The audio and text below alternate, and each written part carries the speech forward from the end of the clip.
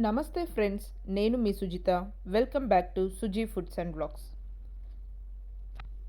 ఈరోజు మన ఛానల్లో నేను ఒక మంచి టేస్టీ అండ్ సింపుల్ నిల్వ పచ్చడి రెసిపీని అయితే మీతో షేర్ చేసుకోబోతున్నానండి.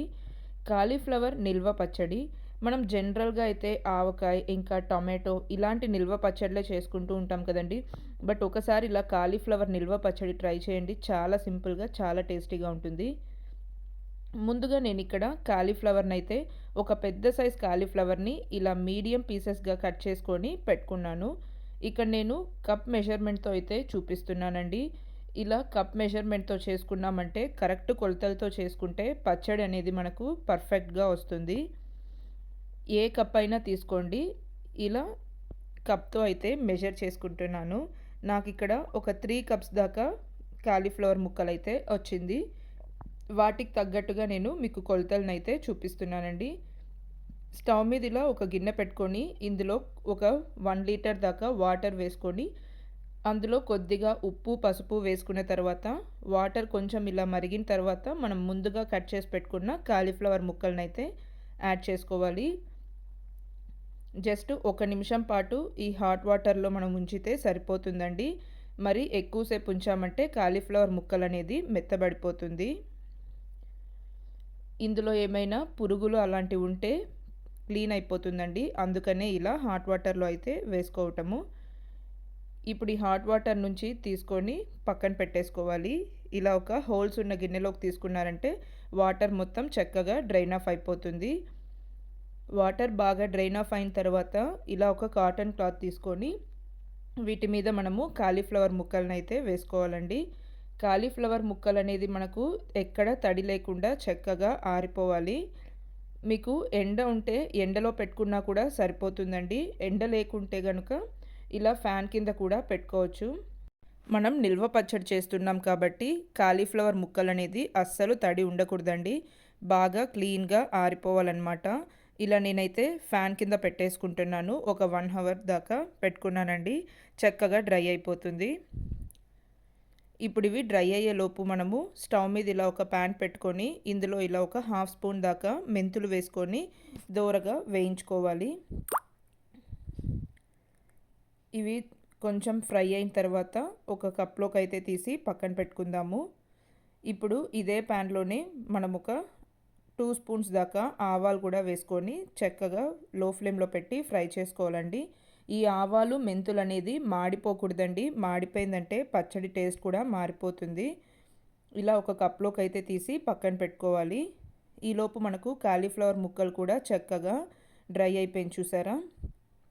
ఇప్పుడు వీటిని మనం ఇలా ఒక బౌల్లోకి అయితే తీసుకోవాలండి. మనం పచ్చడి ఎందులో అయితే మిక్స్ చేసుకోవాలనుకుంటున్నామో అందులో అయితే వేసుకోండి.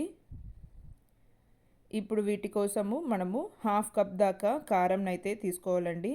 ఇక్కడ నేను 3 కప్స్ దాకా కాలీఫ్లవర్ ముక్కలు తీసుకున్నాను. 1/2 కప్పు కారం, అలానే 1/4 కప్పు కంటే కొంచెం తక్కువ ఉప్పు తీసుకోవాలండి. మనం ముందుగా ఫ్రై చేసి పెట్టుకున్న ఆవాలు మెంతుల్ని ఇలా ఫైన్గా మిక్సీ పట్టుకొని ఆ పౌడర్ కూడా యాడ్ చేసుకోవాలి. ఇప్పుడు వీటన్నింటినీ ఒకసారి బాగా కలుపుకోవాలండి. ఉప్పు సరిపోకపోతే తర్వాత కూడా యాడ్ చేసుకోవచ్చు మనము. ఇప్పుడు స్టవ్ మీద ఇలా ఒక ప్యాన్ పెట్టుకొని ఇందులో 3/4 కప్పు దాకా ఆయిల్ వేసుకోవాలండి. నేను ఇక్కడ సన్ఫ్లవర్ ఆయిలే యూస్ చేస్తున్నానండి. మీరు కావాలంటే పల్లి నూనె కూడా యూస్ చేయొచ్చు. ఆయిల్ బాగా వేడెక్కిన తర్వాత ఇందులో 1 స్పూన్ దాకా ఆవాలు, కొద్దిగా జీలకర్ర వేసుకోవాలి. ఇందులోనే పొట్టు తీసిన వెల్లుల్లి రెబ్బలు కూడా వేసుకొని ఒకసారి బాగా ఫ్రై చేసుకోవాలి. ఇందులో కావాలంటే మీరు శనగపప్పు, మినప్పప్పు కూడా యాడ్ చేసుకోవచ్చండి పోపులో. బట్ నేనైతే యాడ్ చేయటం లేదు. ఇందులోనే ఒక 3 ఎండుమిరపకాయలని కూడా వేసుకోవాలి. అలానే కరివేపాకు ఎక్కడా తడి లేకుండా చూసుకోండి. కరివేపాకులో తడి ఉందంటే మనకు పచ్చడి అనేది తొందరగా పాడైపోతుంది. ఇప్పుడు ఈ పోపునంతా చక్కగా ఫ్రై చేసుకోవాలండి. ఇందులోనే ఒక 1/2 స్పూన్ దాకా ఇంగువ కూడా యాడ్ చేసుకొని ఒకసారి బాగా కలుపుకోవాలి. ఈ పోపు అనేది పూర్తిగా చల్లారిన తర్వాత మాత్రమే మనము పచ్చడిలోకి అయితే మిక్స్ చేసుకోవాలండి. పచ్చడి మిక్స్ చేయటం ఎప్పుడైనా సరే ప్లాస్టిక్ బౌల్ తీసుకోండి, లేకుంటే గాజు బౌల్ అయినా తీసుకోండి. స్టీల్వి మాత్రం అస్సలు తీసుకోకూడదు. ఇప్పుడు పోపు అంతా పూర్తిగా చల్లారిన తర్వాత మనం ముందుగా మిక్స్ చేసి పెట్టుకున్న కాలీఫ్లవర్లోకి అయితే పోపు యాడ్ చేసుకొని ఒకసారి బాగా కలుపుకోవాలండి. ఇలా కలుపుతున్నప్పుడు మనకు ఆయిల్ తక్కువ అనిపిస్తుందండి. బట్ మిక్స్ చేసిన తర్వాత కరెక్ట్‌గా సరిపోతుంది. ఇందులో ఒక పావు కప్పు దాకా నిమ్మరసం కూడా యాడ్ చేసుకోవాలండి. నిమ్మరసం యాడ్ చేసుకొని ఒకసారి బాగా మిక్స్ చేసుకోవాలి.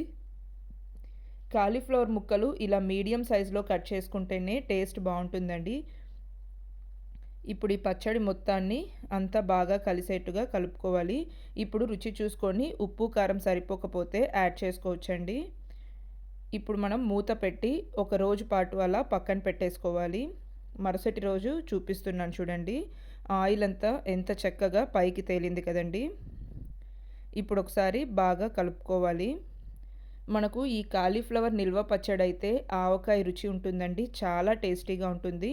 చాలా సింపుల్ ప్రాసెస్ అండి. వంట రాని వాళ్ళు కూడా ఇలా ఈ కొలతలతో చేశారంటే చాలా సింపుల్‌గా, చాలా కరెక్ట్‌గా చేసుకోవచ్చండి పచ్చడైతే. ఎప్పుడు రెగ్యులర్‌గా చేసుకునే పచ్చడి కాకుండా ఇలా కాలీఫ్లవర్ నిల్వ పచ్చడైతే ట్రై చేయండి. చాలా రుచిగా ఉంటుంది. చూసారు కదా ఎంత సింపుల్ ప్రాసెస్ అని. మనకిప్పుడు కాలీఫ్లవర్ సీజన్ కాబట్టి చక్కగా కాలీఫ్లవర్ పచ్చడి చేసి పెట్టుకున్నామంటే చాలా టేస్టీగా ఉంటుందండి. ఈజీగా మనకు ఒక 2-3 మంత్స్ పాటు ఉంటుంది. ఇలా ఒక గ్లాస్ బౌల్‌లోకైతే ట్రాన్స్‌ఫర్ చేసుకుంటున్నానండి నేను. గాజు సీసాలోకి ట్రాన్స్‌ఫర్ చేసుకున్నామంటే పచ్చడనేది ఎక్కువ రోజుల పాటు నిల్వ ఉంటుంది.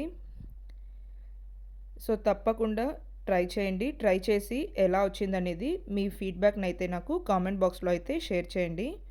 ఈ కాలీఫ్లవర్ నిల్వ పచ్చడైతే మనకు వేడి వేడి అన్నంలోకి, ఇంకా చపాతీలోకి కూడా చాలా టేస్టీగా ఉంటుందండి. కాలీఫ్లవర్ కొంచెం క్రంచీగా చాలా రుచిగా ఉంటుంది. పచ్చడి చేసిన ఒక 2 రోజులు, 3 రోజుల తర్వాత తిన్నామంటే చాలా టేస్టీగా ఉంటుందండి. సో, తప్పకుండా ట్రై చేయండి. Thank you for watching. మళ్ళీ ఒక ఇంట్రెస్టింగ్ వీడియోతో మీ ముందుకొస్తానండి. అంతవరకు please like, share and subscribe to our channel. And don't forget to hit the bell icon for more interesting videos.